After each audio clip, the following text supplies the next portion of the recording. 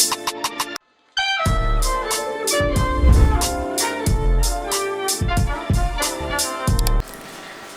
Bodgies and Widgies and welcome back to the channel. So in today's video I'm actually going to show you a really cool concept which is auctioning aquarium plants to then fund your aquariums. It's actually something that I've been doing for quite a fair while and I don't know how big of a concept it is worldwide, but in Australia it seems to be quite popular and there are a few different really great auction groups that you can actually sell aquarium plants on. But today I'm going to talk to you about one group in specific that I use, the process that's involved with auctioning plants, how easy it is, and just how amazing the benefits can really be.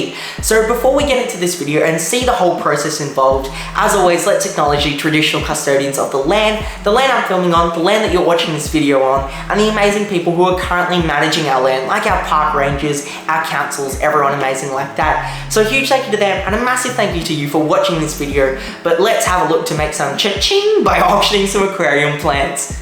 Alright, so let's actually have a look to see how to auction plants online. So I recommend using a good quality Facebook page. So the one I use is the Aquatics Aquarium Plant and Auction Page Sales.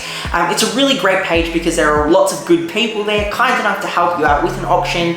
A lot of people, meaning that there is great incentive for buyers to auction as well. And it's a really cool page set up by a fellow Australian aquascaper, Jagdeep Singh, legendary aquascaper. His channel link is in the description down below, along with the link to this page and also a template on how to set up an auction. But on the page itself, there are lots of different templates and rules on auctions and also setting up templates, which I would recommend to read as well. And in no way am I affiliated with this page or anything of that sort. It's just one I use and it's a really great page as well. So once you're actually approved and you're a member of the page, which should be about 24 hours from your request, you can get to auctioning. So let's actually have a look to see how to set up an auction. So here I've got the template, which once again is down below, but we want to add the plant name in. So today I'm going to be selling some weeping moss, so let's include that, and also the scientific name of the plant helps as well, in case there are subspecies or variants of the plants you're looking to sell.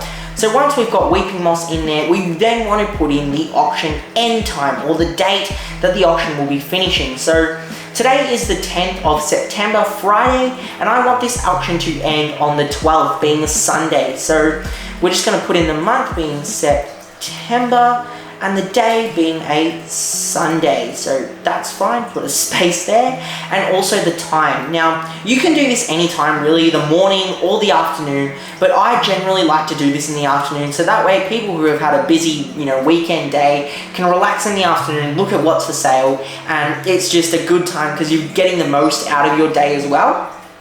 And depending on which state you're in, you can put the time zone. I'm in Melbourne, so I just put Melbourne time, but the people on this page can work around that and are pretty flexible, so that's good. The quantity is again important. Make sure you're putting the exact quantity of plants. Don't underdo it or overdo it, because it makes a big difference on when the person actually receives the plants and possible complaints. But the quantity of moss I'm selling is actually 4 plates of weeping moss. Altogether that's 20 centimeters by 20 centimeters, and then include growth notes. This is important because the buyer actually needs to know how these plants were grown, because if they're buying, they need to know what setup they were grown in, so that way they can best replicate it themselves. So these moss were actually grown on 5 centimeter by 5 centimeter individual plates, if I can spell, plates, and grown in a low light and high CO2 environment. I like to talk when I spell, I'm sorry. Environment, if I can spell, yep, good.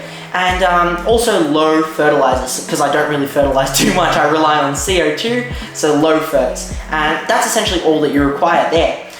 In terms of the reserve price, this is important because this is actually the price that you're starting your auction on.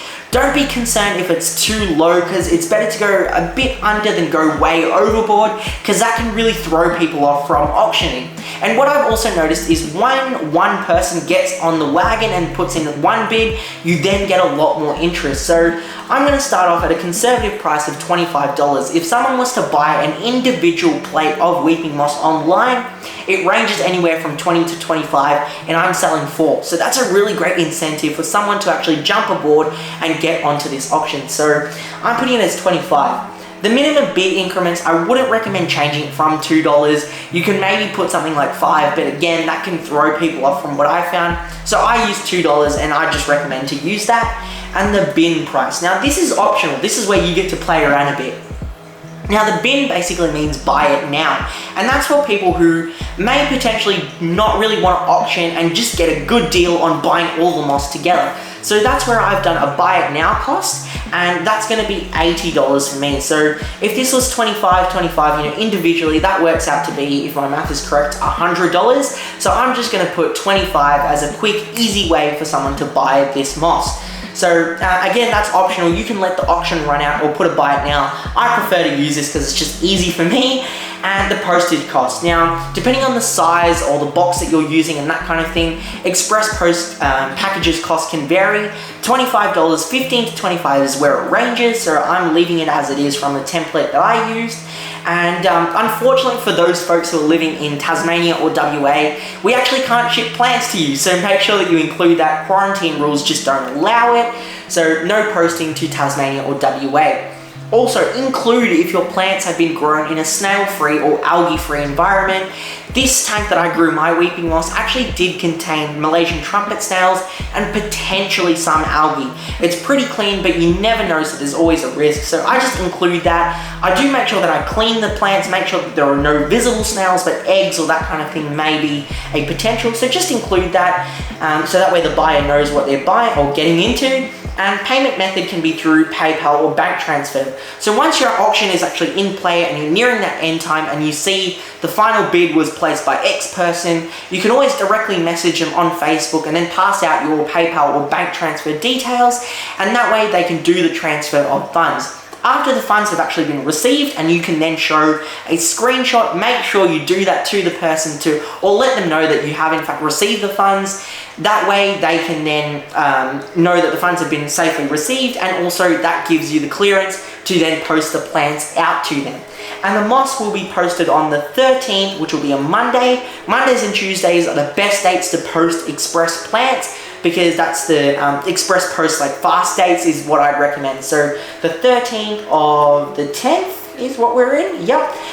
With the year being 2021, I wish we can end this year. But now that that's done, you're pretty much ready to post this on the page. Make sure that you've got good quality pictures like we mentioned earlier, and let's actually have a look at now how to package plants. So to actually ship the plants and get them packaged and ready to go is a fairly easy process. So all we want to do is make sure that the moss, just giving it a once over is fine, that there are no other types of plant in there or any algae or snails which are visible, which may not send a good picture to the seller. And once that's all good, and these moss have actually been in like a quarantine tank for a few days, I just like to put them in a Tupperware container, because it makes sure that the plants are snug, they're not moving around too much, and I do like to be extra careful when I'm selling plants. So putting them in and just making sure once again that they are tightly packed together but not sort of crushing one another.